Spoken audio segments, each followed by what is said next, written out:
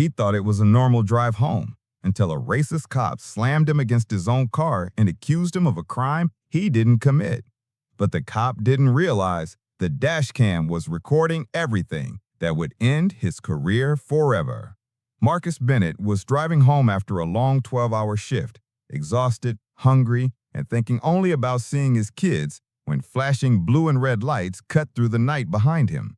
He pulled over calmly, placing his hands on the wheel exactly the way he had been taught since he was a teenager, because he knew how fast things could go wrong when a black man encountered the wrong officer.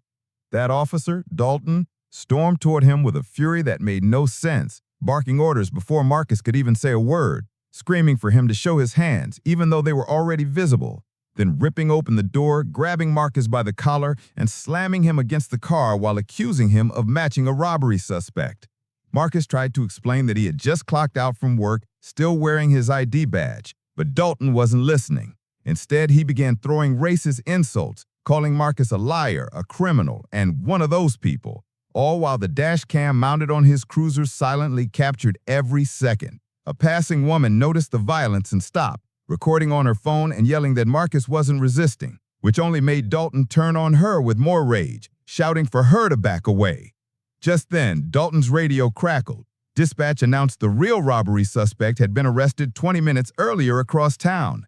Dalton froze, realizing his excuse had collapsed. But before he could recover, the police chief's voice cut through the radio, ordering Dalton to bring Marcus and the dashcam unit to the station immediately.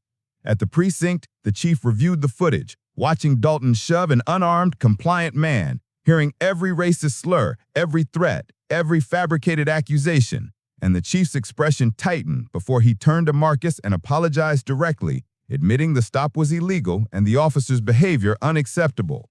Internal Affairs arrived within minutes, escorting Dalton out of the building while he tried to defend himself, but the evidence was undeniable. The woman's video hit the internet that night, exploding to millions of views, forcing the department to issue a public apology and place Dalton under investigation for civil rights violations. Marcus left the station shaken but proud, knowing he hadn't needed to fight back. The truth, recorded by the officer himself, fought for him.